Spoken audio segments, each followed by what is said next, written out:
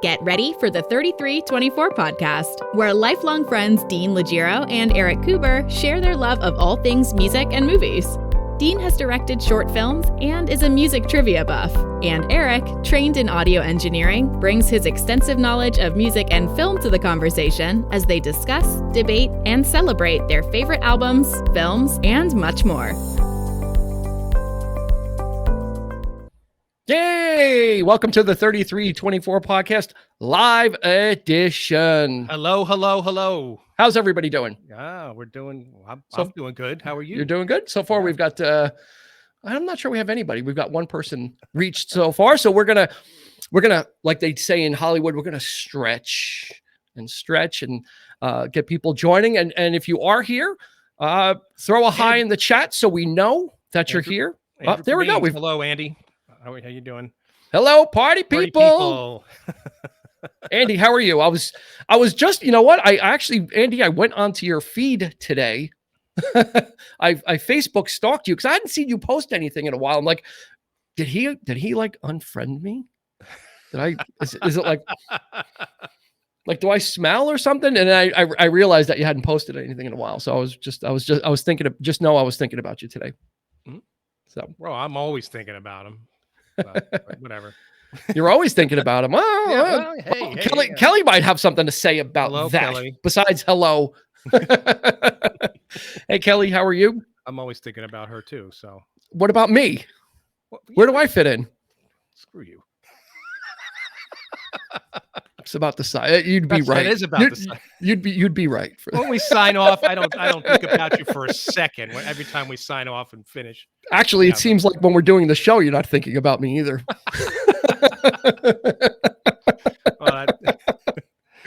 Here we go again. Awesome. So, welcome. There's Nick.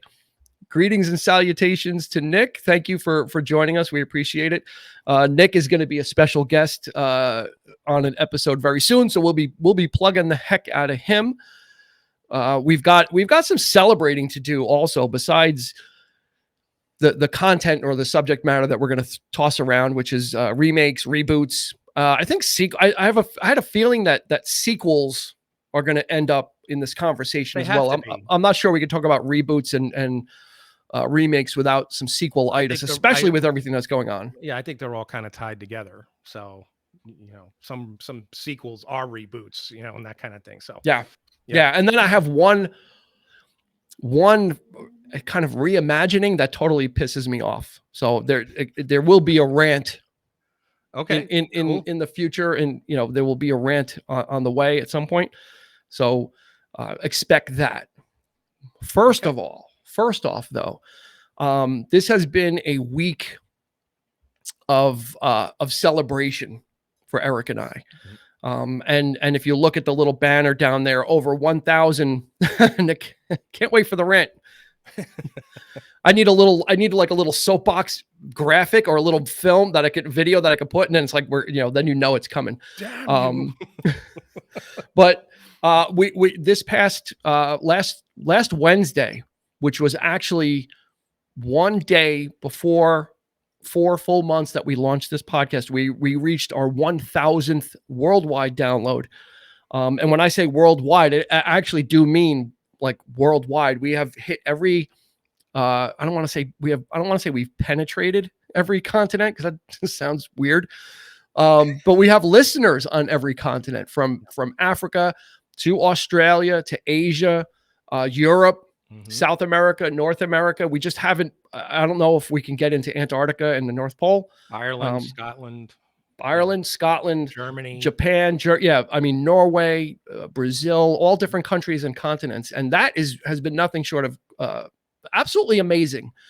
Not something I ever thought we would get to. 1,000 downloads is nothing to Joe Rogan, perhaps, and his podcast. Yeah. He probably gets that in a minute when he launches. But for us, it's been nothing short of amazing. So for a very special occasion, I've poured an adult beverage in my ELO 50th anniversary mug, and we salute you. Mm-hmm. We salute, you guys are like the OG 3324 podcast people that help spread the word. And it is growing, and we're getting more and more reactions, more and more downloads, more and more people jumping on. But we have to thank, Andy, who was our first guest, who was our very first guest when we tossed this around and didn't even know what it was going to be like to have a guest. And Andy will probably be admittedly was a little nervous about it too. It was like, how are we going to do this? What's it going to be like? Yeah. So it's just, it's been nothing short of amazing. So we thank you. And we just need to find those scientists. I don't know is it Kurt Russell? Is it Kurt Russell in The Thing? Does he have podcasts out there? So we certainly salute you and we thank you. And we do have an ask. The ask is that you continue to share it. That has been the best way for our podcast to grow, is from other people to recommend it to like-minded people, because normally people that like movies know other people that like movies and music. And some people are still, believe it or not, new to podcasting and not sure what it is. Good evening, Dwight, on this hot summer night. You better believe it. I'm not sure if you could hear my fan. I am roasting and I have the air like cranked up. So if the thing flickers and is a brownout, it's because I'm like overloading Eversource in Connecticut. The hottest it's been. I think it's almost 100 here. Yeah. So and the humidity is just crazy. So we salute you and we thank you. And we say it a lot, but it is true. We absolutely, we do this because we love to do it, but the reaction is also kind of inspiring and keeping us going too. So we love it. Familiar names added to the list each and every day. We check, and I see people that I know on my end listening in and just giving us that feedback, and we really, really appreciate it, guys. So yes, and I commit to continue to talk and interrupt Eric. That will not change. If he's about to say something really important, I will make sure that I cut him off. Absolutely. And not let him speak. That's his thing. That's it. That's it. So we salute you, and we will continue to do the live shows and a couple of other ideas we've got. So let's do the housekeeping. And of course, since it's Wednesday, that means there's a new episode coming out tomorrow. And that episode is Jaws, which is very apropos for the 4th of July weekend. Great way to kick off the weekend. Yeah. Nothing better than a lot of fun on this one. We had nothing better for you to be thinking about going to the beach than shark attacks. If you want to step outside, that is. That's true. If you don't just like instantly burst into flame as you're, that's true. Or if you're driving to the beach and you're going to be on the road, throw the podcast on. We'll keep you company, and we had a lot of fun with Jaws, and it was just one that we've been waiting to kind of get to, but we wanted to do it for 4th of July weekend. We didn't want to put it out in November or October. It just really wouldn't, so this is our first kind of seasonal one where we're trying to really get it to match, and we were able to get it done. So it's out tomorrow. And then coming up real soon is we're going to have Mr. Nick Leshy as a host, and he's a special guest, and he's going to be coming in, and we're going to be talking about a movie from the 2000s.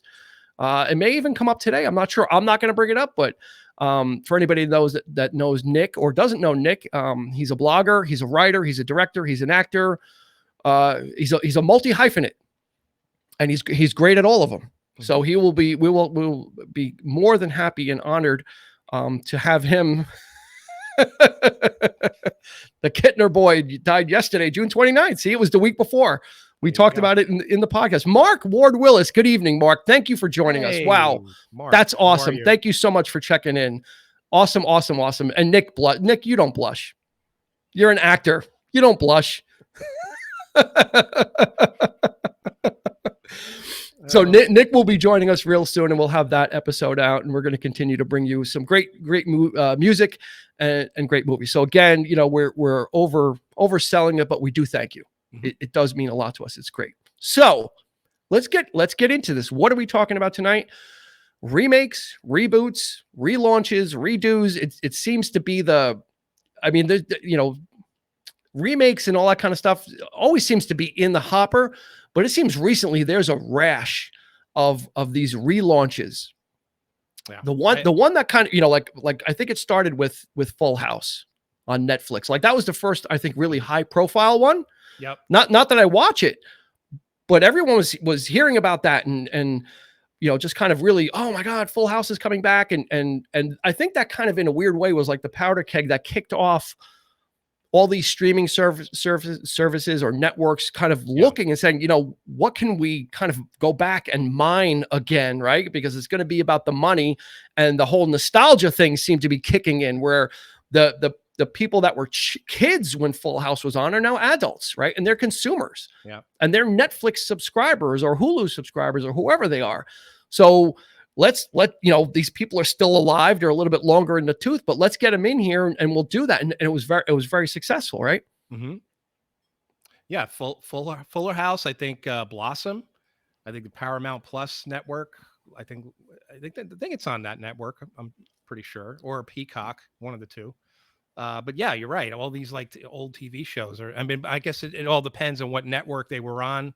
So that's going to be the selling point, But why not watch Fuller House? But I think, you say recently, I think that this has been happening for quite some time, and I think when it comes to movies, especially, probably movies is if there's anything to go 10, 15, even 20 years. I mean, there's nothing but. But you expect that from films, though, right? I mean, we expect remakes, we expect stuff to be revisited. TV shows usually, you'll see something like Star Trek where they had a show and then they're going to do like another version of it. Right. Recently, you haven't seen like series come back after they're done. Usually they sign off and they sail off into the sunset and they're gone. Mm-hmm. And maybe you get like a reunion episode. Well, everything's a franchise. They're turning now it is everything. Almost right? Everything's a franchise. Well, Will and Grace was a very popular show that came back for a little bit. Actually, I stand corrected. Maybe before Fuller House, The X-Files. Yeah, that came back for a bit. I don't know if it was. It was a limited thing, and I think they were testing out how it was going to go, and it did really well. Now, for what Nick says, their remakes go in waves, but Fuller House and Cobra Kai are examples. Cobra Kai was the one that got me, and YouTube is brilliant because they got me with Cobra Kai. They gave you the first 2 episodes for free, just on regular YouTube. Right. Mm-hmm. So I watched it. I was like, this is just going to be dumb. I was riveted. I was in with it. And they're like, well, you need to subscribe to YouTube Premium for $10 a month. I'm like, you SOB. So I subscribed to YouTube Premium and the good thing, I watched Cobra Kai and loved it, but Cobra Kai has now moved to Netflix, but I still pay for YouTube Premium because you don't get commercials. You don't get commercials, so they hooked me in with Cobra Kai. I stayed for I went for Cobra Kai, but I stayed for non-commercials. Do you still enjoy it? Well, I love. You mean my YouTube Premium? No, the show itself. I watched. It moved over to Netflix, and I don't have Netflix. Oh, so you haven't seen like season 2 or no season 2, season 3, etc., etc. So we actually have a special guest waiting in the lobby. So we're going to bring her onto the stream, and she is one of the listeners or people that have been on. She's been on every stream. She always contributes. We want her point of view, and it's Elizabeth Berg, and we're going to have to get rid of that. There's Elizabeth. Hey, how are you? Hi, how you doing? I'm good. How are you? It's our first special guest. Someone actually appearing on this live thing we're doing. Welcome. Yeah, so we wanted Elizabeth's expertise and TV knowledge to join us just for a little bit and give us another voice, because Eric is tired of me cutting her off. And Elizabeth actually has taken me to task many times. Oh, she's taken you down. So I'm not sure if having her on was a good idea for me, because she might be here to like roast me. Yeah. I was kind of scratching my head about that myself. It's like, why her? She's the one that, Welcome, Elizabeth. How you doing? I'm good. How are you guys? I'm doing really well. So we're talking about remakes, reboots, relaunches, and sequels. Are there any of those that you watch from Netflix or Hulu or YouTube or what? I hope you know, as a teacher, I came prepared, did my homework, so I got you, and I'm ready to rumble. Nice. We're ready. Do it. I mean, the thing about me that I'm not sure if you're aware of is my parents raised me on stuff they grew up with. So I have, as some people say, an old soul, and I appreciate the new stuff, but I also like to appreciate where things came from. But when it comes to Netflix and new reruns, even on regular general TV, I have some mixed opinions. I have all out good ones, but there were some that I was not too sure that would really stand to par. So where would you like me to start first? Give us one that is not up to snuff. Let's get the bad news out of the way. Yeah, right. Okay, I'm glad to. Well, one that I'm a little concerned about is not one that's actually been aired yet. Constantine has been a very interesting topic, especially within the Arrowverse. Mm-hmm. But with it being canceled, and Zach always laughs at me because I always say his name wrong, Keanu Reeves. I've seen the movie and it was good, but according to what the person who wants to direct it is saying, it's going to a different turn. So I'm a bit nervous to see how they're going to go, especially with all the canon and everything else. I mean, there's been a lot of different things growing up that I have watched that I'm kind of scared to see. So like Walker, Texas Ranger, I grew up with Chuck Norris. My mom and I would sit and watch it. And as much as I am a Supernatural fan and a Jared Padalecki fan, Sam Winchester, I love you. So Walker is going to be coming back? Yeah. Without Chuck Norris, though. Right. Okay. It's a reboot. Okay. I think what you need to know about Chuck Norris is Chuck Norris does not do push-ups. Chuck Norris pushes the earth down. So true. It is so true. Oh my God. It's true. He does not do push-ups. He pushes the earth down. He doesn't fear people. People fear him. It's exactly. So what Elizabeth, what are you looking forward to? What do you have on the horizon that you're hopeful for? Well, I mean, the problem is, so I just graduated from college, so it's kind of one Congrats. of those. Thank you. I've watched too much stuff in my time, so like I'm not really. I go back to stuff that I love, so I literally make Zach watch Grimm all the time and Sleepy Hollow.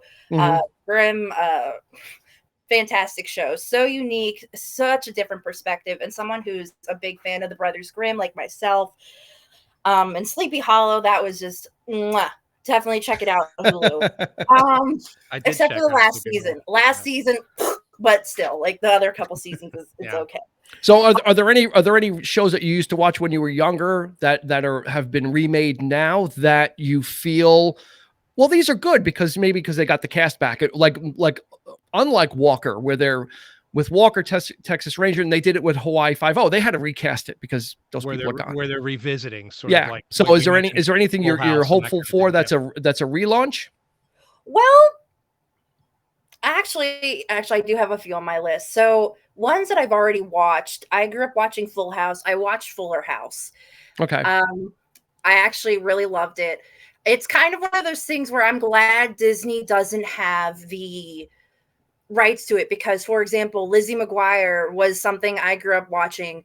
They canceled the reboot for it or the sequel because the stars felt that they couldn't do anything with the Disney like chains. But with Netflix, they talked about such difficult topics. It's kind of like a Mr. Rogers thing where you're able to talk about tough topics and easily talk about it without making people feel like she wanted to make it a more adult show, right? Yeah, she was in her 30s at this point, and she wanted to bring that to the show. And Disney said, "No, we want it to be like when you were like it was, like really campy." And I think that's part of the thing is you need to update it as your audience, right? Because Elizabeth, if you watched it when you were young, you're not going to have those same sense of, you're not going to want to watch that again because you could just go watch that show then when they were young. If they're going to be in their 30s and act like they were, it's like, well, what's the point of that? I think they need to update it. If you want nostalgia, I completely agree. Watch something that you've already seen. A good example that I really like that they updated, and yes, this is the teacher coming out in me, the Magic School Bus. I grade papers and I'm sitting there and I'm like, what do I put on? I've already watched NCIS so many times, I probably shouldn't watch it again. And next thing you know, they come up with the Magic School Bus rides again with Kate McKinnon, and they updated a lot of things. They added more people of color. They talked about so many different things, but they made it like I was bawling at one of the episodes. I was bawling. They did not need to go that hard on an episode. Come Magic on. Magic School Bus, no less. Yeah. Kill off the school bus. They tried to kill off the school. Like, what the schmur? So, I mean, definitely watching things as I've gotten older. I watched Hawaii Five-0 with my mom. I've seen Magnum PI. Magnum PI is one that I will not watch the reboot because Tom Selleck is always going to be my Magnum. There are certain actors that just Thomas Magnum. There's only one Magnum. Right. Nick is saying there's a fine line between changing the tone of the original and messing it up. Brady Bunch reboot was a fun homage, and Starsky and Hutch didn't work for him.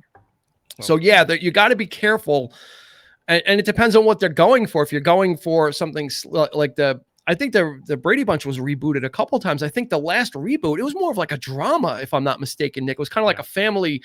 It wasn't the mystery of the week or the problem of the week. It was almost akin to like an hour-long soap opera show, if I recall, or half hour, like I think it was in the late 80s, maybe. I could be, someone might want to check that. But yeah, I think tone is everything as well. Like Elizabeth's saying, is if you're trying to capture a young audience, well, then maybe you go for that with Lizzie McGuire. But if you're trying to capture the people that used to watch it, you need to update it, because those people now have lives, they have careers, they have adult problems, adult challenges, adult great things that happen too, and it needs to match that. And I guess that's perhaps what Fuller House did, is updated it for the newer generation. Sean Grady, can you jump in on that? First Brady Bunch movie was fun. Yeah. Now when they reboot the movie and the Brady Bunch movie, it was brilliant because it was self-aware, right? And they totally were. Hutch. Nick said Starsky and Hutch was. I love Starsky. I thought it had that sort of self-awareness to it, and it was tongue-in-cheek the whole time, so I enjoyed that a lot. Yeah, I think you have to kind of understand what you're trying to accomplish with it. That the Brady Bunch was never going to be a serious thing. So and to try and make a straight-up comedy, I don't think would work either. By making it self-aware that they're actually in the present time, but still living like they were in the 60s, but everyone around them is like in the now, was brilliant, because it made them kind of like people out of time, and that added to the humor, because everyone was just kind of always scratching their head at what they were doing or what they're wearing. It's like, what are you doing? A lot of the Brady Bunch rehashed all the main points, and they put a page 13 innuendo on it. So it was. I mean, they certainly were going back, and again, if there's money to be made, there, if there's gold in their hills, they're going to do it. They're absolutely going to do it. If I can add, Dean, so something that I appreciate about reboots is you can get a new generation to watch things. So my younger sister is still in high school, and we were never really close, but I mean, it's the older sibling syndrome. What can I say? But the fact is, we're sitting in the car, and next thing you know, she's talking to me about music that I listen to, my other sister doesn't listen to. And I'm like, where'd you hear this from? And she's like, oh yeah, I listen from Glee. And so the fact is, a lot of the younger generations are getting introduced to all these older movies, older things, and it's being brought back. But some of the things, though, I feel don't need to be brought back up, because for example, as much as, again, I love Supernatural, they're going to try to start a prequel about Mary and what's his name, the father. And the problem with that is they kind of goofed a bunch of times throughout the series, so you don't really have John. There you go. Like with Mary and John's stories, it's kind of like blah, blah, blah, blah. So like it's kind of too difficult to rehash. And when you look at, some people say, as much as I love NCIS, people are saying, you know, it's been on for over 20 years. Gibbs is getting too old. You know, people are looking at it and they're like, well, but the younger generation loves it. It's like CSI is being brought back as well because of that, which you live with these characters no matter how many years these shows are on. You know, if I was a big Star Trek fan, not just the original series, but you know, Next Gen, DS9. It's like a family. You know, these characters, they grow. You grow with them. It's hard to see something come back. I've watched Picard. The whole tone of the show is completely different from Next Generation, and rightly so. However, I don't know. I don't recognize it though. I don't recognize, you know, you bring back Patrick Stewart. He's a lot older. He's trying to, you know, do some of the things that were done in the show. But when you have, you know, Starfleet Admiral turn around and dropping F-bombs, that's whoa. Because you can now. You can. So is that necessary? Do we need that kind of thing? Yeah, not, you know, or they're trying to update the character. Nick is saying with so much content out there, reboots are an easy way, right? To have name recognition and get a leg up. And that's what it is. It's the nostalgia factor. If it works, it's great. But if it's crap, it's crap, right? You put a silk hat on a pig and it's still a pig. Nick, you mentioned Bionic Woman, and you said one that really worked for me as well was Ron Moore's Battlestar Galactica, which was fantastic. And there's Mark. Star Trek shows are amazing. They absolutely are. And that's one of the kind of the anomalies is Star Trek. The series was from the 60s.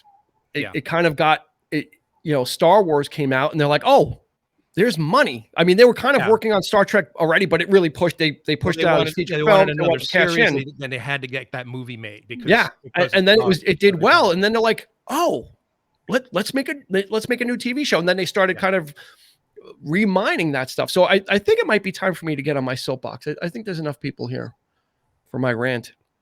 Yeah, in terms of the times too, like getting back to like I mentioned Galactica was.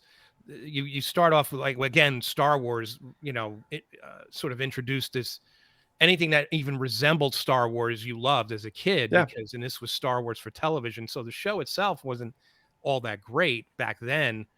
The toys were incredible. But now you have this, you know, post 9/11 thing coming on, and the whole tone of the show is completely about, you know, it's really dark and real, and it's serious, and so that's more of a reimagining. It's a reimagining, and is probably one of the best. Is taking that material and updating the sensibilities, right? Well, like so back then, it was kind of cheesy. It was very expensive. Battlestar Galactica at the time was very expensive to produce, but it didn't do well because, you know, a lot of parents weren't watching sci-fi at night. You know, it was kids were watching it, but it wasn't catching.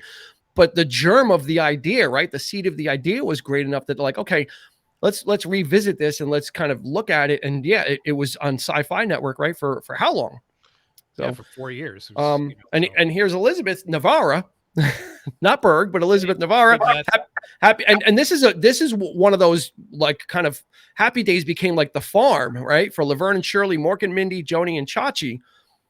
That was one of the, you know, those are spinoffs, right? So that's a whole other section. And that's what Elizabeth Berg, our guest, was talking about. Is Supernatural is kind of, these prequels are kind of like spin-offs, right? They're doing it with The Walking Dead. It's like Fear the Walking Dead, Send a Valentine to The Walking Dead, Meet the Walking Dead at the cafe. Like, they're like, whatever type of thing they can do, they're going to do because they're going to end The Walking Dead, and then those people they're going to continue and continue to just mine that whole thing.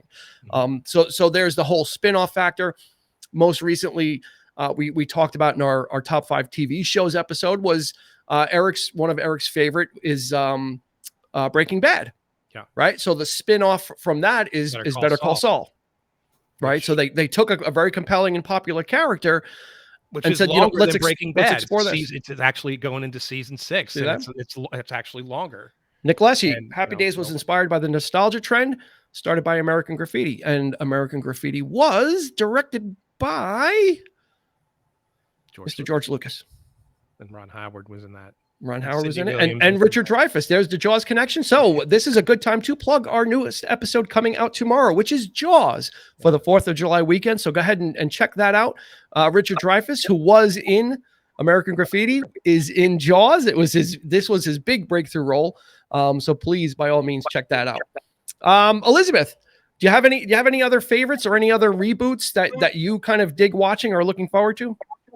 Before we let you go, we're gonna kick you out because I'm getting nervous. I might cut you off, and I don't want you to yell at me. Yeah, y'all are good. I mean, coming from me, I mean, I really enjoy trying new things. So I watched Sabrina the Teenage Witch. They brought out The Chilling Adventures of Sabrina, which is a graphic novel. Super dark, super different. Missed the talking cat, but I got my own cat who sings, so it's fine. I actually liked it as well. I watched it. It was, and me and my sister really loves it too.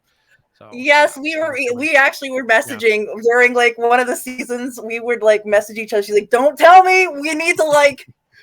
Well, I turned her on to everything Marvel. I got her watching all the Marvel films, everything that So she's a total geek now.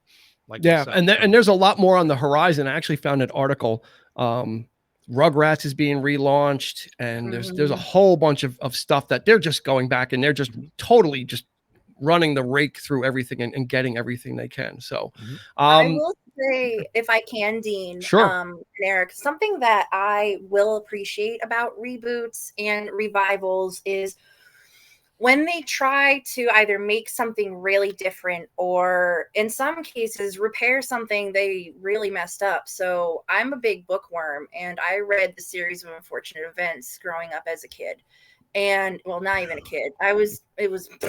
But the fact is, I like the movie with Jim Carrey, Meryl Streep. I really do, but it was very off book.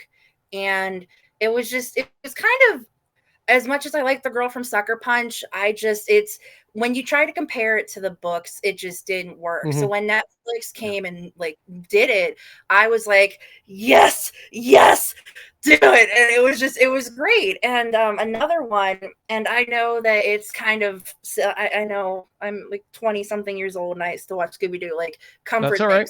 The comfort, I grew up loving Scooby-Doo. What's new, Scooby-Doo? Scooby-Doo, where are you? All that stuff on, HBO Max, and like love that stuff. But and they're still making them.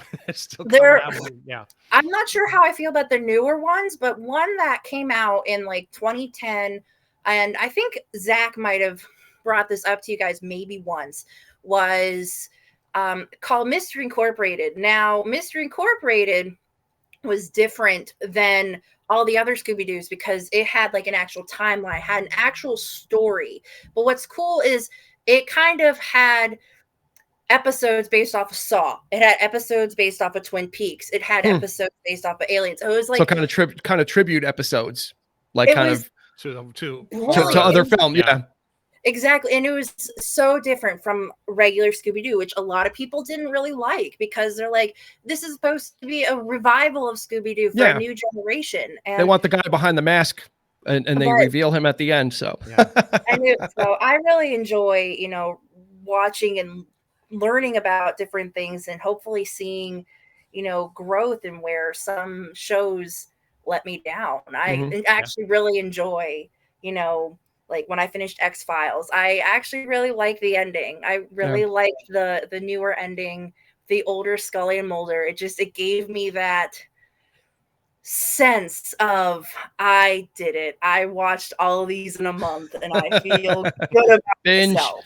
The binge is on. The binge is on. Awesome. Elizabeth, thank you so much for joining us. We're going to let you go. But thank you so much, everybody in the chat. Throw Elizabeth some love. It's our very first live stream guest. So she's got a badge, and maybe we'll send her some 3324 podcast magnets and some stickers. We'll send you a swag pack so you can represent. But thank you so much, Elizabeth. We appreciate it. Thank you again. It's been great having you. Thanks a bunch. We'll talk to you soon. For me, tell him to call me. Take care, Elizabeth. Thanks a lot. Bye. Andrew Cremines, yes, Animaniacs. Yeah. I haven't seen it, but I was intrigued. I've been wanting to check that out. My favorite part of Animaniacs was always Pinky and the Brain. Yeah. Yeah. Only because it was, Orson Welles. The Brain was the guy that did the voice for the Brain did the voice, if I'm not mistaken, for Orson Welles in Ed Wood. Because Vincent D'Onofrio played Orson Welles in Ed Wood, but he couldn't do the impression. And I think they got the guy that does at the time, he did the voice for the Brain, to do Welles. I think you're right about that. So again, the vat of useless knowledge is bubbling up. Grey's Anatomy continues to be a huge success. Private Practice was a spin-off that had 6 seasons. That was with what's her name? God, I forgot her name. She was the lead, and then Private Practice. She was the nurse. Yeah, can't remember. Somebody refresh. Come on, Beth. Give us the name. Congrats from Sean to Elizabeth. So look, it can be done. We can have guests. So we're certainly going to do that again. All right. It's time for the soapbox. It's time for the rant. All right. I'm waiting with bated breath to see. Okay. So I want to ask everybody first a question, and if you could put the answer in the chat, and Kate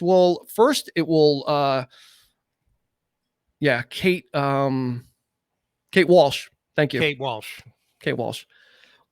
This will date everybody first. So how many people in the chat remember the banana splits? Okay.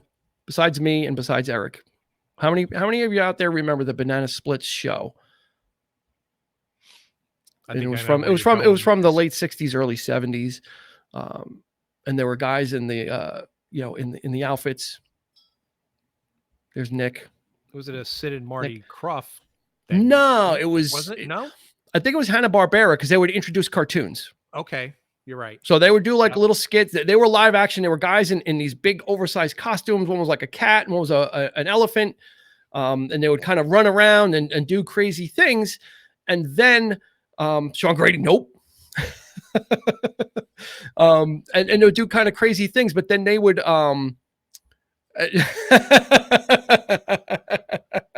I now know what your rant will be about. I'm pretty sure I do too. So the Banana Splits was a kids show, and they would do little skits and then introduce the cartoons, and then the cartoon would end, the short cartoon would end, and they come back and then have some more like adventures and whatnot. And there's the Banana Splits song. If you go look it up on YouTube, it's one of the catchiest TV themes ever. The theme from the Banana Splits, and it's a great video. They're at an amusement park and they're going down on these different rides and whatnot.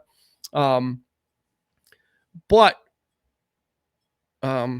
Elizabeth, yay. So Nick knows what the rant will be, and what it is a couple of years ago they made a Banana Splits movie. Mm-hmm. Amazingly enough, it was a horror film. Yeah, I'll tell you exactly what it was. It was a travesty. It was Five Nights at Freddy. Yeah, because it wasn't. They hadn't made a film of that yet. They were supposed to have made. The creator of Five Nights, and I only know this because my youngest son was a huge fan of this, and he's been waiting for this movie to come out. And what they did was the people who did Banana Splits took the script and wrote it into their film. So they took a wholesome kids fondly remembered TV show by me and made the Banana Splits into animatronic robots that went on a killing spree and started killing people in the film. It was a straight up horror slasher film. I thought for a second it was Blumhouse because I expected it from them because they crank out all these cheesy horror films.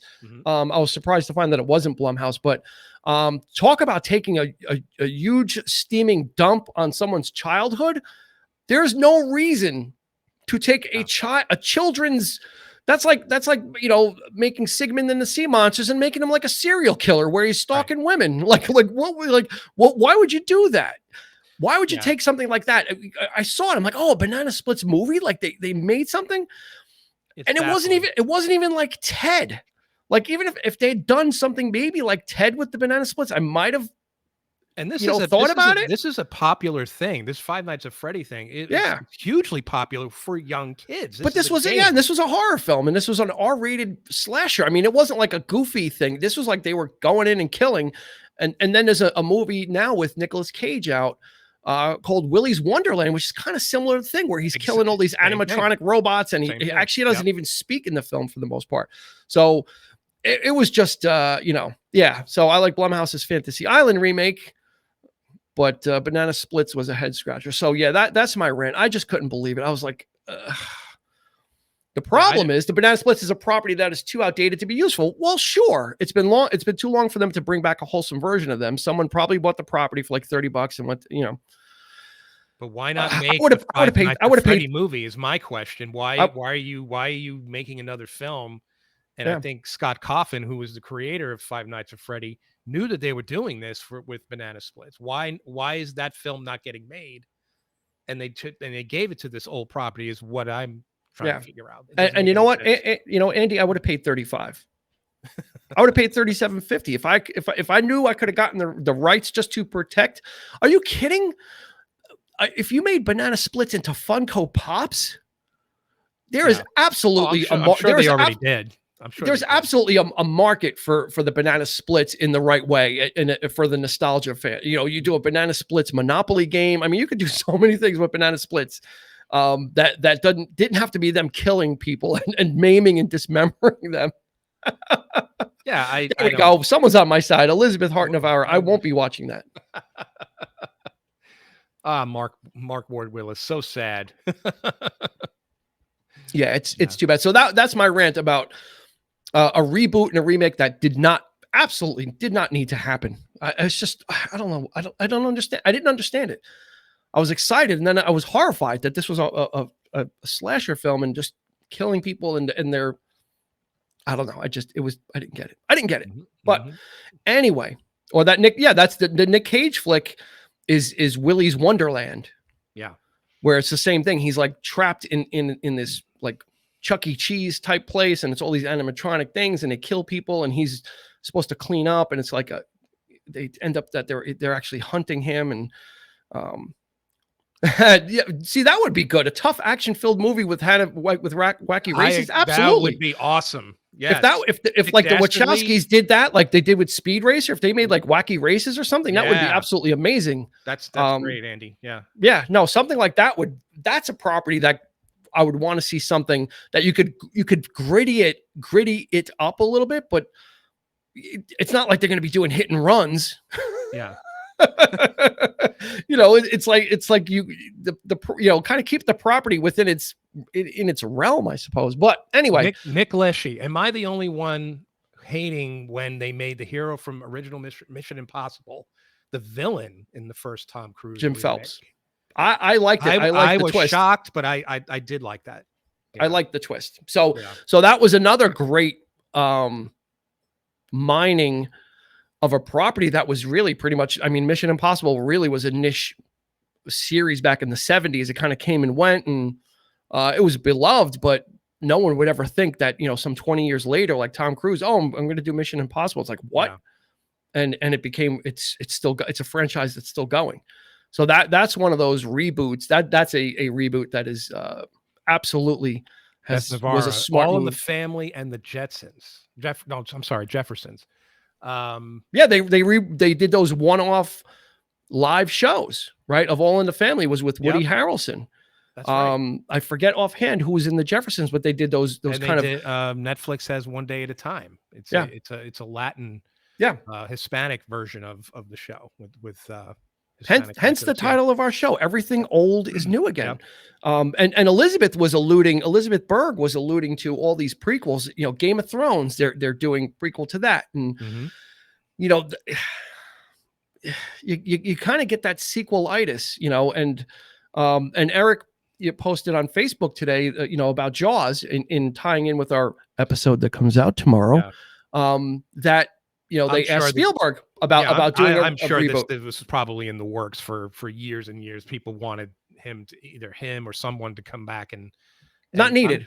It is not needed because there's been so many movies made since. And they tried it. They had 3 shots at sequels.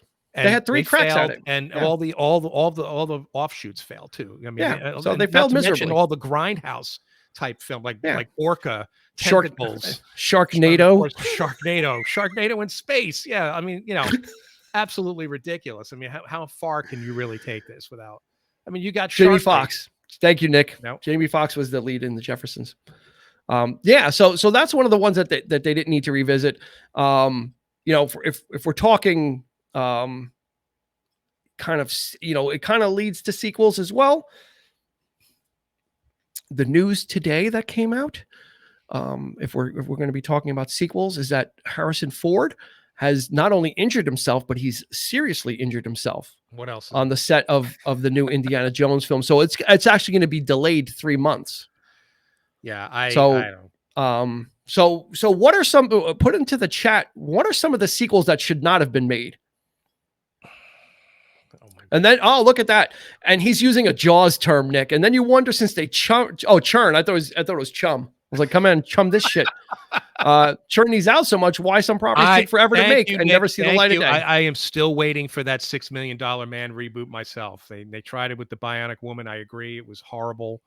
They were going to do it. They were going to do a $6 Million Man reboot with Ed Asner, I thought. Come on.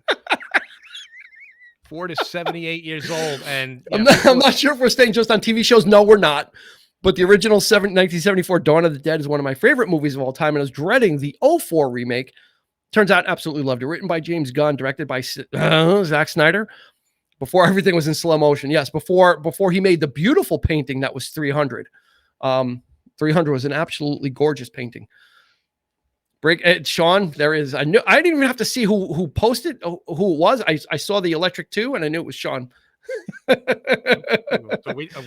the question was, what shouldn't have been made, right? Yeah. Okay. Let's talk about some reboots or remakes or relaunches that should not have been done. Because most of them have been successful. Like I said, Will and Grace, it was like X-Files was a limited run. They said, we're just going to do this for a little bit. We're going to get in, we're going to get out. Right. Well, and they didn't overstay their welcome. If we're talking films as well, I would say pretty much, I'm going to say it. I think. Well, Dwight's got it. Speed 2. Almost every franchise, I think, didn't really need to be a franchise. Every first film was always the best. Back to the Future, 2 and 3. I mean, come on. 2 was cool. It was the way what they did. 3 was horrible. RoboCop reboot was shameful. When I heard Michael Keaton was in RoboCop, I thought he was going to be RoboCop. That was awful, Andy. Well, they made him like all streamlined, and RoboCop is that big, hulking, bulky, clunky Peter Weller. Murphy. This could be almost a topic in itself. Like, what are the best franchises out there? Maybe we should best franchise Highlander. And well, see, there you go. Highlander. I mean, come on, Highlander's being rebooted. They're remaking it with Henry Cavill. So, that's another one that kind of Highlander had some really crappy sequels, horrible sequels. Then it was a TV show. It was a cartoon. Mm-hmm. They really, but they don't have the right sensibilities. And maybe now enough time has passed that those waters have calmed, and they can relook at it a la Battlestar Galactica and maybe give it another serious spin. There you go. Highlander remake coming. Yeah. So yeah, absolutely. Psycho, right? Psycho came out in 61 or whenever it was. And then they decided to make a Psycho 2 in like 1980 or whenever. And 3. Then 3, then 4, Death Wish. I don't know why you needed to make more of those films. Dirty Harry. They just kind of, all of these things kind of wore out their Speaking of Grease 2, there is a Grease TV series being developed called Grease Rydell High. Okay. On one of the streaming services. Why? Yeah. Why? Why do we need it? What? But why do I think that's going to be like? What are they going to do? Bringing back Tony Manero, for Staying Alive too. Yeah, Staying Alive. Yeah, I mean, yeah, but at least that was a few years later when it was still in the consciousness. I mean, Grease is a beloved film, but I'm not sure I need to see a TV show with a Danny Zuko kind of character and a Sandy. They did that with Grease too, and it didn't work. And they reversed the roles, right? What time frame was this going to be in? The same thing during the time, okay. during the time of when Grease when Grease played. So yeah, it's not like Rydell High now, and it's the new version. But If the it's still music just is like good, I might watch it, Nicholas. And then the shot for shot remake of Psycho, which Gus Van Sant did. I actually saw that in the theater. I was intrigued by it. And I was intrigued by Vince Vaughn. Nobody. I'm sorry. While on top, so someone had to say it, and it was. I thought it was going to be Nick, but it was Dwight. Crystal Skull, right? That was another case of you had a really good trilogy. You had a really good trilogy with Indiana Jones. You stopped. You ended it on a great note. 20 years later, let's make another one. Mm-hmm. I was dubious. Again, a lot of people were excited about it. I was dubious of it when it came out, and I left in even worse shape after I saw it. I was like, this was a movie that did not need to be made. No, and Spielberg knew it. Lucas was bugging him to do this thing, and he said, "Well, you're my friend. I'll do it for you." It was more of a celebration, bringing. You think he owed him money? No, but he just it was the spirit of bringing everybody back on the production and all the people that worked on it. The trilogy. That's the best one. And I think he did it, and he knew he was doing it, and he made a bad movie on purpose because Spielberg can. And I think he's laughing all the way to the bank because was successful. Ants. But it was. The ants in Crystal Skull. The ants, the monkeys. But then the refrigerator. Let's we're going to talk that. We're going to have to go. Eric is losing focus. Yeah. They were setting up River Phoenix to carry the torch. Young Indiana Jones was blah. I never even watched it. I don't think I've watched even an episode of Young Indy. It was okay. I enjoyed the what it was meant to be. It's more of an educational thing, and that's where the whole reverence for Jones becoming this larger than life, like sort of, folk hero came from. He did this. He met this guy. He met all these famous people in history. Like everything, like he knows everything. He's, and that's where they really took off with Crystal Skull, him being like an older version of that character from the Young Indy series, where now he's dealing with things from this time period. So I'm because of that film, I'm dubious about the new one. I don't think it should be made. I'm Mangold. Let's see what he can do. Well, the fact that this guy's getting hurt, I mean, they got to start giving this guy some calcium. I'm sure his bones are pretty brittle. I'm talking about Harrison Ford. I love Harrison Ford, but it might be time to let go. Everybody's ripping on, his age, but I got to tell you, I mean, if a man shows up on set and rides 40 miles a day on a bike, and then needs to be out for 3 months. Well, because he wants to do all his own stunts again, right? How many times has he hurt himself on these movies? He was, half the production he was gone from Temple of Doom. Yeah, see, well, but he was a lot younger. Now it's a little bit dicier. You got to be careful. Yeah. These things don't heal as much. So Elizabeth's saying the live remakes that were on NBC, like Sound of Music, Grease, Little Mermaid, Rent, were disappointing. I mean, a lot of people did watch those, though. I mean, those were kind of like built up to be like TV events like you used to see back in the old days. Yeah, so like even though they were kind of a little bit stinky, I think I might have tuned into Peter Pan for a little bit. That one with Allison, I think it was Allison Williams. He's still hot. Thank you. I know. Thank you. I don't think it was me. I think it was someone else. Andrew, God bless him. They have to realize he's 78. Oh, that was about Harrison Ford. Okay. Yep. Andrew Cremines. The Disney Star Wars sequels could have never happened, and that would have been okay. Well, they're totally going through. I think. Well, they're going through the process right now of erasing those. I think they're figuring. I know. I'm pretty sure. And actually, Andrew might know a little bit better. Andy, if they are, but from the word is that they're trying to just figure out a way to kind of multiverse that one. Get the TVA on it. I don't know. For those that watch Loki. Don't know how I feel about that kind of thing. It's bad, so we have to. They got it. It's not that it was bad. It was just a mistake. It was just they need to retcon it and fix it. Love Revenge of the Nerds. Dwight Burke. Love Revenge Nerds of the Nerds. 2? Horrible. Nerds 2. There's a Nerds 3 and 4, by the way. Dwight. Nerds in Paradise was Nerds 2. There. Revenge of the Nerds was hysterical. I saw that in the theater, and I was we saw dying. it like what, 3 times in the theater. You and I? Probably. It was dying. You know, I was dying at the end when they have the talent show and he's playing the violin and they have like the electro, you know, like they're like Devo man, in that song. We just Oh my watched God. it recently. It holds up. I was dying. The NBC version of Grease made me realize that I only love the Travolta Newton-John version, not the actual story of music in general. I did see the play back in the day around that time, a little bit after, and it's great to see it. That movie is so iconic though. That's one of those movies that transcends, and I don't think anybody wants to see anybody else in those roles. I think though, you know, Travolta and Olivia Newton-John will like kind of live forever. Yeah. In that film, I don't think anybody is clamoring to see, you know, Julianne Hough in Grease. As great as Julianne Hough might be, you know, do we need to? No, I have to tell you. Speaking of, I did see the Footloose remake, and I thought it was pretty decent because because I thought the original film had a great story. Who played the Chris Penn role? I don't remember, but I know Dennis Quaid was, you know, he was the preacher in the film. I mean, you can't replace John Lithgow. He was so good in that, but they touched upon things about the original story that they kind of expanded upon. They actually improved upon in a few cases. So it was decent. It was a decent reboot or remake. And so I actually enjoyed that one. The music, of course, you know, it doesn't compare to the original, but you know. Yeah. I mean, Kenny Loggins, you know. Yeah.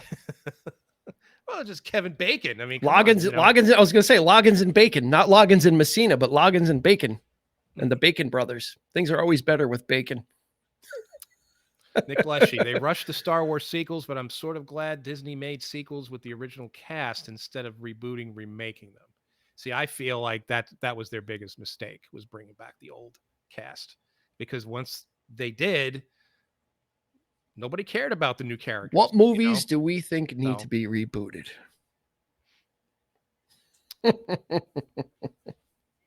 Okay, I'll let you take that one, Dean. I would have to think about it. You know what? One of the greatest remakes, those or reimaginings. Let's talk about that for a second while I think. We talked earlier about Mission Impossible. Someone brought that up, right? And they rebooted it, and they kind of, you know, made it successful. I'm going to give you a single film that I think may be the tops, and you guys, everybody can tell me in the chat if I'm wrong. Are you ready? The Fugitive. That was an incredible film. An incredible film. It was a one-off. You didn't need to, they did make a sequel, U.S. Marshals. They didn't need to. But in taking a somewhat obscure TV show and making it into an amazing, you know, that's when Harrison Ford was like probably. You're saying that it was a great. Yeah. Oh yeah, absolutely. I thought you meant bring it back as a, you know. No. I'm saying while I think about what we would want to be rebooted, I'm saying one of the greatest probably remakes or reimaginings. Oh, absolutely. Was The Fugitive. Was like, oh my God. And we will be doing that at some point. Sure. We'll be he did a Peter Pan right off the edge of this. All right, Andy. So Andy, what do you think? What's your? Well, we have a lot coming, but older actors seem to want to revisit the characters, you know, from their youth and cash in, right? Ford with Indy, Blade Runner. I think at that point in their career, yeah, they also stop being picky, and they'll just kind of do anything. It's like whatever. Like I can keep working, sure, I will do it. Caddyshack 2, big fail. Right? Who was it? Who was even in Caddyshack 2? Like Dan Aykroyd was like the Bill Murray role. He was like everybody goofy, but you know, everybody good in the first one. Yeah. Ted Knight. They made a Fugitive remake on Quibi. Fugitive, right? See, I think I got the audience back after my banana splits rant. I made up for it with The Fugitive, right? Beth Navarra. I love the Bourne. It's hinky. It's hinky, Sam. It's hinky. Tinky. Wait, I don't want you guys using words around me that make no sense. I'm taking the stairs. Oh my God. We are doing The Fugitive. We are absolutely doing The Fugitive. The Bourne. I love the Bourne portfolio. I love that. That's the whole series of the portfolio of films. Well, that being said, I'm going to say Daniel Craig's run as James Bond. There you go. Have been really good. I mean, for the most part. I mean, some movies are better. I love Skyfall. I love that one. I loved Casino Royale. The other two were okay. I'm still waiting on the new one, you know, but that'll be his last. but I really like the way they, but it was more of a Bourne style. So, Yep. So movies I think need to be rebooted. They Live. I actually saw that in the theater, and I couldn't understand why there was a 10-minute fight in the alley just to get someone to put sunglasses on. I'm like, why wouldn't he just put the sunglasses on? They fought for an hour in the alley, put the glasses on. yeah. Interesting story, but so dated, right? It could very much be a cool remake. Although what it might be like is Total Recall, because Total Recall is kind of the same thing. It's an excellent movie, but then they did the remake with Colin Farrell, and pass. Yeah. Right. So you got to be careful. Some of these things might seem still waiting for Mel Brooks' History of the World Part 2. Well, you know what? The guy's 94. He better get a move on. He just had his birthday. So happy birthday to Mel Brooks. But, may the Schwartz be with you. Andy also said a slightly scarier version of the Goonies, a la Stranger Things. They're actually making a comic of that. Andy, it's Stranger Things, but done in a Goonies type story. Someone also put up there, which I was an advocate for on our Breakfast Club podcast, was a Ferris Bueller revisit. I always thought that would be fascinating to see. And Eric hates as we're talking about the John Hughes canon. I can't stand Eric hates. That's my rant. I cannot stand that movie. He can't. And what's even more upsetting about him is he back in '84 he got a Ferris Bueller tattoo and he can't get rid of it. I just want to beat the living shit out of. Whoa, ho! I always wanted Escape from New York sequel, then hated Escape from LA, right? So again, be careful what you wish for, because you might get it. And if it's not in the right hands, and that's one of the things too, is who is taking these properties over. And in our top 5 TV shows podcast, see how I'm tying all these things in? It's brilliant. In our top 5 TV shows podcast, I talked about how Jon Favreau, with his work on The Mandalorian, kind of got me back as a jaded Star Wars fan who hated Force Awakens and all that other stuff. So you also need to have the right person in charge that has the passion for the project, and not looking at it just as the money. Mm-hmm. Hannibal and Clarice have been a lucrative franchise, and there was that Hannibal TV show which was great with Mads Mikkelsen. And Hugh Dancy. That was a really great. But was it necessary though? Not necessary, but compelling and interesting and unsettling to watch, though. I watched it and I enjoyed it when it was on. I was like, this is actually really good. Did it need to be done? No. But it was done in a respectful and a good way. It wasn't campy. It wasn't, Hannibal got kind of campy. The movie Hannibal got campy, but the TV show was a little bit more respectful. Yeah. Ben-Hur and Poseidon remakes were bad. Was it the Poseidon Adventure, like The Day After or something called? I think it was like it was up after the ship was like upside down or something. Also Clash of the Titans was horrible too. And I think they made another one as well. There was like 2 Clash of the Titans remakes, and as dated and as you can't Harryhausen was a master, but I mean that film is incredibly cheesy looking, but it still didn't do it. There's something missing there, that's a lot of things too. Like a lead actor, new special effects. I think that guy Sam Worthington just can't act. The better the special effects get, I feel sometimes there's something lost in the translation though. Whether it's the actors, the acting, the I mean, I think it depends. It depends on who's handling it. That's the thing is you need that creative team with the passion and the understanding and the budget. Sometimes these people try and do things and they just don't have the money. So they may have the best laid plans and the best intentions. West Side Story is being remade. Yeah. From Spielberg. Redoing Wizard of Oz, anything that can't be remade, Citizen Kane. I don't think anybody would want to remake Citizen Kane. I think it's one of those films that is kind of recognized as like the greatest film of all time, but I don't think anybody would ever want to try and even I don't think there's any interest, honestly, in remaking Kane. They did the Return to Oz with Fairuza Balk, that kind of really strange Disney film. Well, Ray Fry, hey Ray, what's up, guys? Goonies sequel was going to happen, but Donner was going to direct. I mean, Richard Donner is talking about long in the tooth.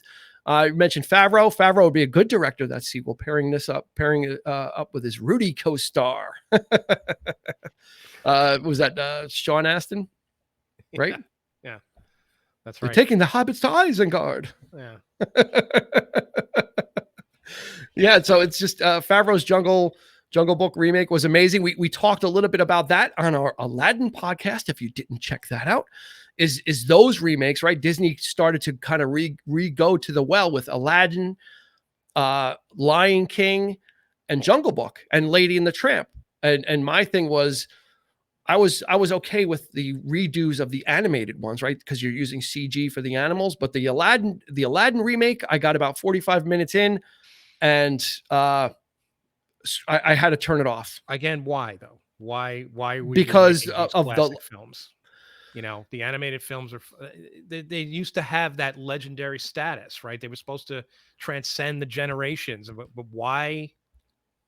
You know, why are we making live versions of these movies? I don't get guess it. probably because I guess the feeling is you want to reintroduce it to a new generation. Now, why? I mean, why isn't the Aladdin animated cartoon good enough? I don't know. But like I said, if they're you know, there's money, there's money in them their hills. CG animation then? Why live action? You know, that's it's just, I don't know. Yeah. I don't think there's actually a films. Netflix Conan series being developed. Not with Arnold. Oh, I totally agree, Dwight. That was horrible. They should have made Momoa, but they should have made that sequel to Conan when he was like the way the film ended, where he was on the throne with the beard, and he was like old Conan. Like they should do that now. They should get Mangold to do like they did with Logan. They should get Mangold to do Conan, because Conan with Arnold. Conan and the Destroyer was horrible. Grace Jones, yeah, and Will Chamberlain. Yeah, it was PG. Susan Procopo. Hey, Sue, how are you? How have you been? Charlie and the Chocolate Factory remake. Absolutely. You know what? I'm going to give it a double thumbs down, because that really, I saw that in the theater and I was kind of like put off. I'm like, it's creepy.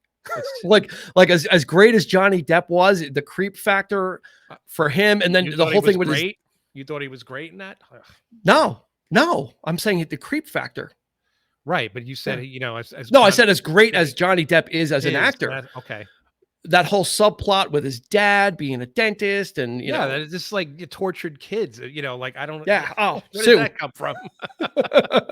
Oh my God, the Wonka prequel might be worse. Oh boy, who are they going to get for that? Timothy Chalamet is playing him. Timothy? Oh, yeah. He's the Dune remake. He's playing Paul Atreides in the new Dune movie, and so they got him to do Willy Wonka as a kid, and so do we need to see that? So I get, you know, for Dune probably, because you know that movie was much. No, I'm Willy Wonka. You mean for Willy Wonka? He's playing Willy Wonka as a kid. No. Like it's his origin story, is no. So to speak. And oddly enough, happy 50th birthday to Willy Wonka today. 50 years ago today, it was released in theaters. So here's to 50 years of pure imagination. Fell asleep to the CCF reboot. Yeah. CCF, Charlie and the Chocolate Factory. Got it, Nick. I mean, Sean. I was losing it. I'm like, CCF, Charlie and the Chocolate. Yeah. Like I said, I think we said in the last live show we did, the only movie I ever fell asleep in that I recall was Chariots of Fire. Really? Yeah. I saw the beginning part where they were running and they played the Vangelis theme. And then I was asleep. I saw it when it came out in the theater, so I was not of the, you know, and I fell asleep. So I only movie I ever fell asleep in. But it must have been a good snooze, because I don't remember anything about it. But so yeah, I mean, Andy has tasked us with what should be remade, and I can tell you, I'm not all for it. I'm not a big proponent of going back and revisiting. You know, as great as some of them are, I'm not sure that there's a beloved TV show that I used to watch that I would want to see or that I would need to see. That's how the cool people say hi. I agree. I mean, a lot of the stuff that we loved as kids and, you know, growing up with, it just needs to remain there. Yeah, look at that. Point Break. Half the fun is going back and revisiting these things, and they're going to be cheesy and maybe dated. I hate the term dated. Yeah, because to me it is dated, and that's the point. That's half the entertainment value for me, is seeing how things were done back in the day. And I like the fact that it looks cheesy and the effects are not that great, and you know, because that was part of the fun, and there was something to be said. And we'll talk, and you will hear this in our Jaws episode. There were certain things that needed to be shameless plug needed to be done to Yeah, because the technology wasn't there, so you had to kind of figure stuff out. Like think outside the box. Nick is getting me ready. He's setting up another soapbox. If I put this comment up, I'm gonna go ape. Tim Burton's Planet of the Apes remake was awful, but I confessed I love the recent you're absolutely right. I was like, oh, Tim Burton, like in his universe and reimagining Planet of the Apes. And then I went to go see it, and I'm like, yeah, the makeup is incredible. I said, but this story I could care less about. And it had a hell of a cast too. It had a really great cast, as I recall. But Mark Wahlberg, he wasn't, like for that movie, he wasn't the right but some of the choice. were, But oh yeah, Tim Roth as Thade was incredible, and Michael Clark Duncan, and of course they have Heston as the dying Abe, like, oh, damn them all, like. Come on, like let that guy, let Heston, let him give him sail off. Give him some dignity, for God's sake, right? Yeah, it's like, come on, damn them all to hell or whatever. Like they made him say that line again, but as the ape, he was like Thade's father, Tim Roth's father, or whatever it was, Yeah. I was so looking forward to that, and I left so disappointment. And then like the chimp comes in on the little jetpack on the bottom. They get into that little pod, and then they fly to Earth in like 15 minutes. He goes back to Earth. Like literally, he got into that thing that I think he left the chimp on the planet, right? Yeah. And then flew back to Earth like that. You put the homing beacon on. Yeah. Sorry, that was rant part 2. Nick can't give up on franchises. Oh, here he goes. I knew someone was going to bring it up. Schumacher's Batman and Robin almost killed it, but then Nolan gave us Batman Begins. Yes, and that's we could spend a show just talking about Batman. We could spend a show talking literally about DC. And all the reboots and the reimaginings that are happening. But even up to right now, not to get too far into the older Batman stuff, but I mean, there's simultaneous Batman movies being like, they're still talking with Affleck about the Batman, like an HBO series. And then they have the Robert Pattinson film, right? There's the Flash, and then there's the Flash feature film. I mean, there's a lot of cannibalization. Ray, I agree about the remakes, but if it's done right, then we're in for a good movie. Same with sequels. Well, I mean, Ray, let's see, because you've got the Ghostbusters coming, right? They did the reboot of the Ghostbusters with Kate McKinnon, etc. And now there's a Ghostbusters proper coming out again. So, and they're teasing it heavily, which is a sequel. But we're not seeing any footage though. Yeah. Really dumb ending for Planet of the Apes. It was, except for the very end. Then he went back. We're going back to this stupid movie. God, he went back to the planet, and then it was all apes. Like the Lincoln Memorial was Thade, and I was like, wow. Cape Fear with De Niro was good. Okay, that was creepy. I saw that in the theater, and I was like, he was really creepy. Mm-hmm. And that was Scorsese, so it was very stylized as well. So there's something to be said for, like we said, in the right hands. Yeah. If you have someone that's got a passion for the project, it was very disturbing, that movie. It was just De Niro was just so creepy. I thought the original was just as disturbing, though. Yeah. I mean, Robert Mitchum. I'm gonna break your heart with it. I prefer the original, but he was so because Robert Mitchum was like barrel chested and just like and Gregory Peck was he was the lawyer, and that was a fantastic film. Martin Balsam and Telly Savalas was the detective, like tailing him and stuff. Yeah, counselor. Counselor. There are so many great stuff. Surprised how quickly Sony rebooted. So I'm not surprised, Nick. I mean, look how quickly they're rebooting Batman.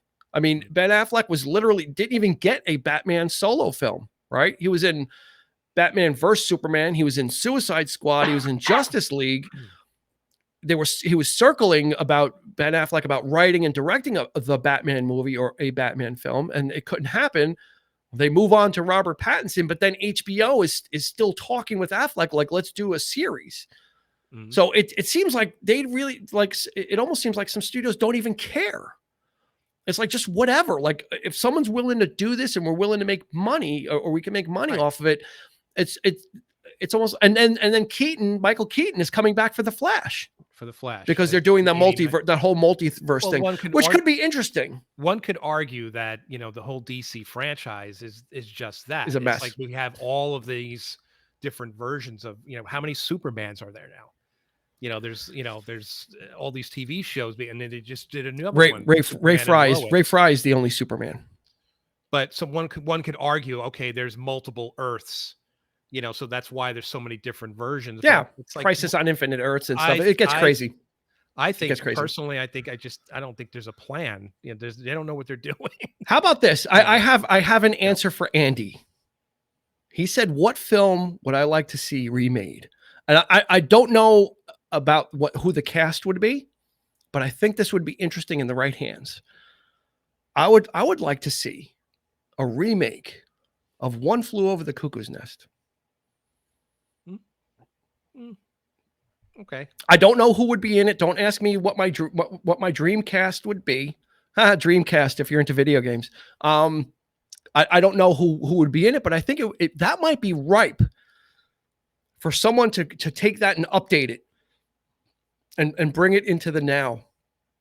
It could be interesting just because of so much has changed since that film was made about that type of a subject. Okay. And it's an iconic film, and it might be afraid for somebody to tackle it. But Andy, I think if you're not with us, you can read it or you can watch the restream. But I think One Flew Over the Cuckoo's Nest might be really interesting for someone to tackle.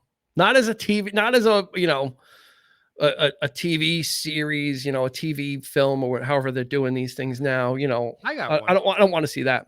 I'd love to see a Quantum Leap movie. Ratchet was a prequel. Quantum Leap film. I used to love the show, so I'd like to see somebody do a decent. Well, Quantum Bakula Leap is still around. He's still kicking around. Dean Stockwell, unfortunately, is not with us. Great movie. Agreed. Superman and Lois TV is pretty good.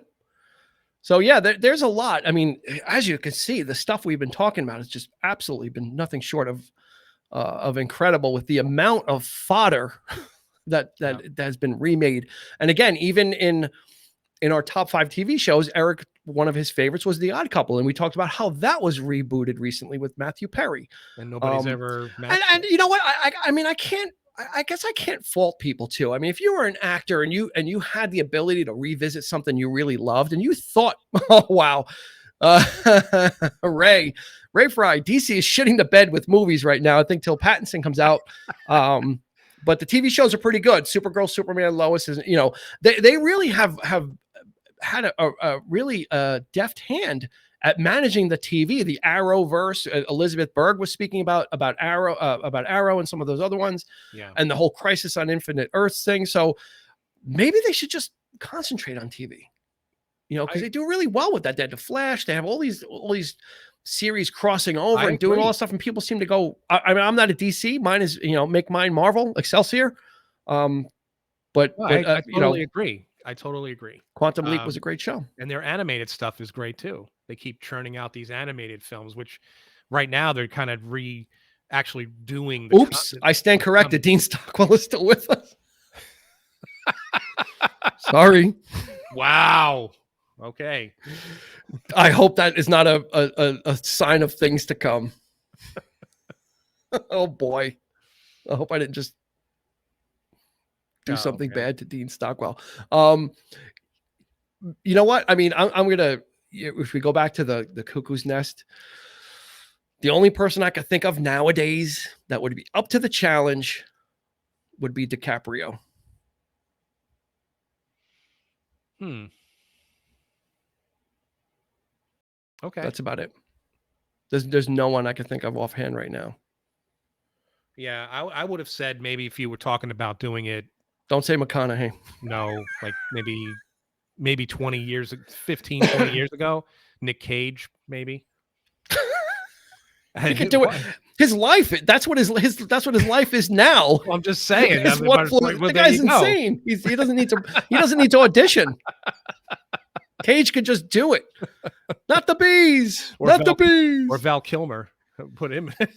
Yeah, Kilmer. Oh, that's too a bad. subject for Dean. That hurt. for those of you that have joined us recently, I just want to recap and reiterate that we are celebrating. I did have an adult beverage earlier. We hit for our podcast, and we want to thank everybody on this stream. We hit 1,000 worldwide downloads last Thursday, which was actually one day before 4 months to the day when we launched our podcast. So we are celebrating that. And we thank everybody who has, if you've even listened to 15 seconds and said, this is not for me, we appreciate you checking it out anyway. As long as you have a reaction, good, bad, or indifferent, we appreciate it. So we want to thank you and ask. The ask we have is to continue. If it's not something you're into, or you don't want like that episode, whatever, continue, if you would, to share it. Spreading the word is the most important way. Like I said, we would not have dreamed of this type of a worldwide. And when in the little banner down there, it says worldwide downloads, it truly is worldwide. We've had downloads from Africa, Australia, Europe, Japan, the Gulag in Russia, South America, Canada, everywhere. It's he loves when I say that. Wow. It's absolutely true, but we are thankful to our original 3324 friends and family that has guested, that has commented, that has liked any one of our posts. Onward and upward from here, but we are also celebrating that as well. So that's kind of hey, Chris, thank you very much. Chris Navarre, congrats. Thank you. Ray Fry, congrats. Thank you. So yeah, we will be doing some more contests just to kind of promote the swag. We have the version 2 of the 3324 podcast hat. So we'll be figuring out a way to give these out.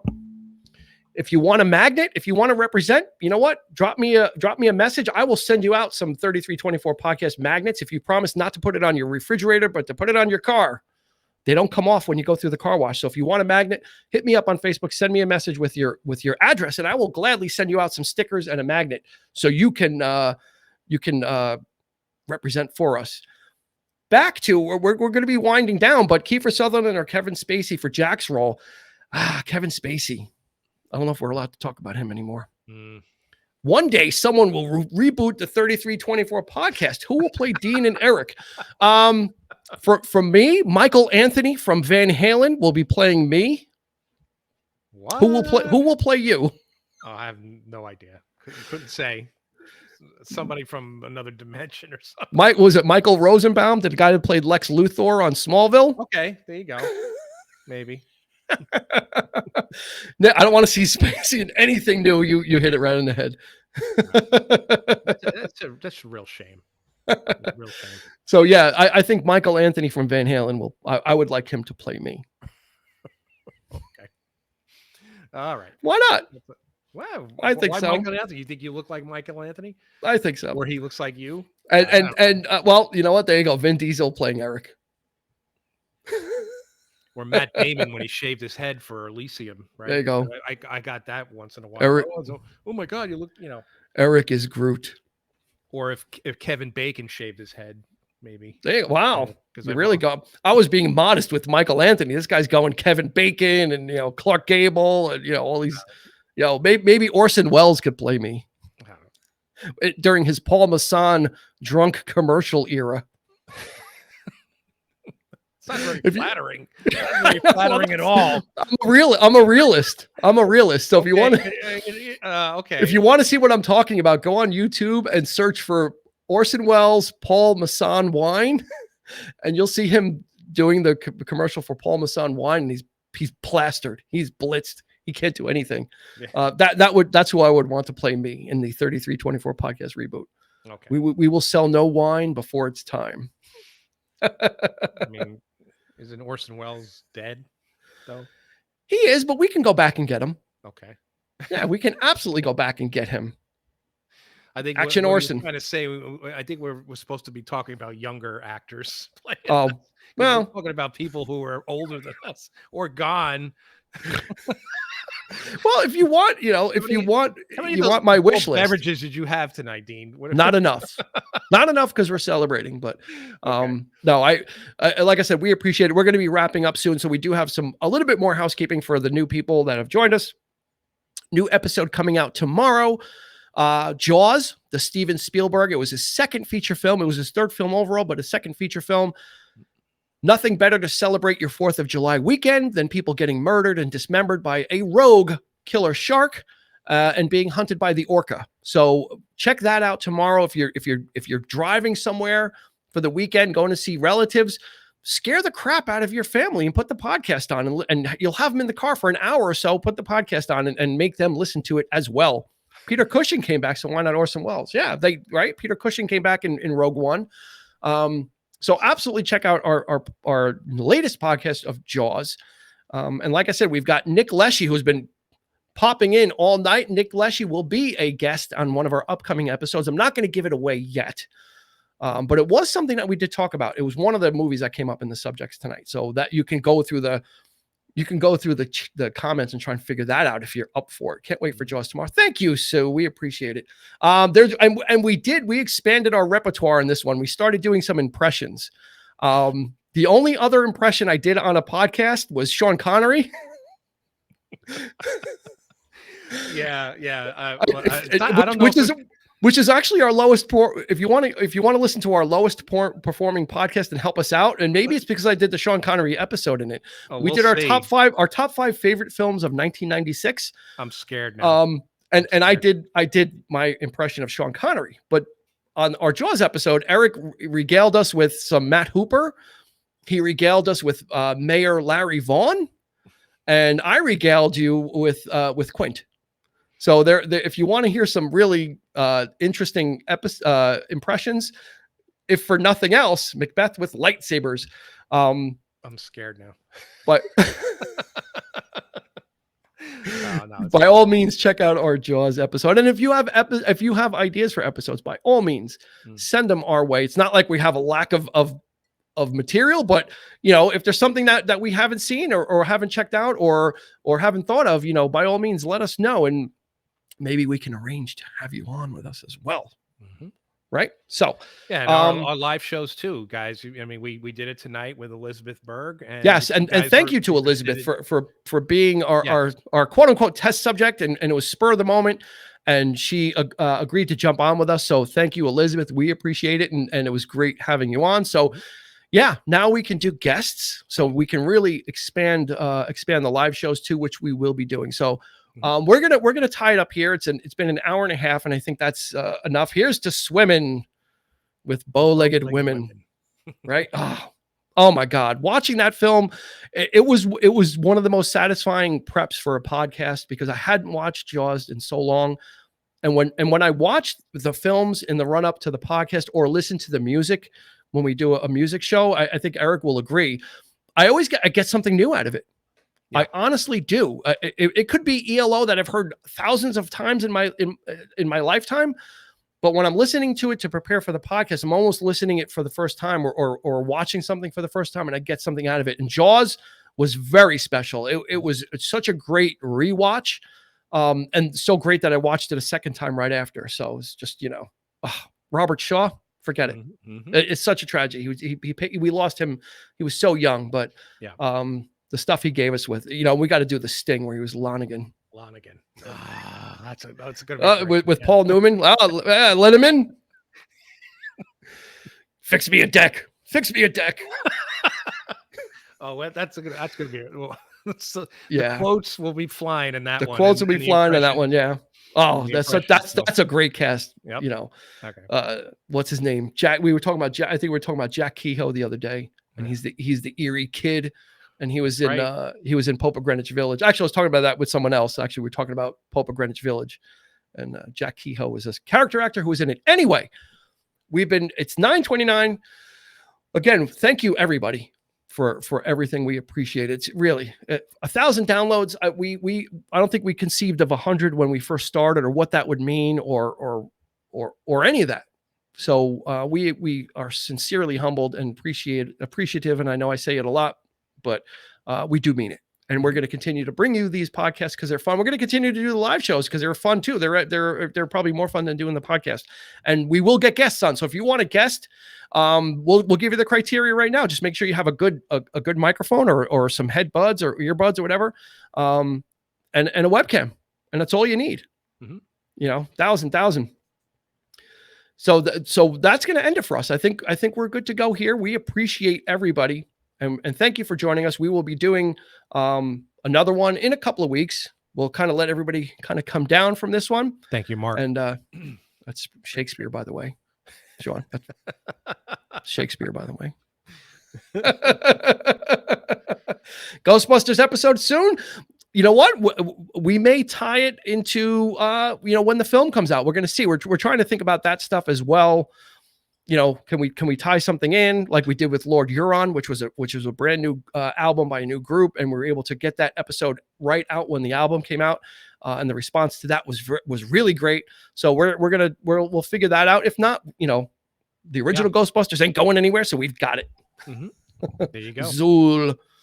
So that's going to do it for us, guys. We thank you. We do have our little ending video bumper that we have. So it's like an official end to the podcast, and we're not just kind of uncomfortably like waving and then like looking while we're ending the stream. So we're going to thank you and continue to give you podcasts and give you a lot of fun. And again, spread the word. That is the key. Mm-hmm. Spread the word with everybody. And we will see you guys real soon. We're going to end it here. Thanks again for 1,000 downloads. We're looking forward to the next 1,000 with you. Good night, guys. For Eric, This has been Dean, and we will catch you on the.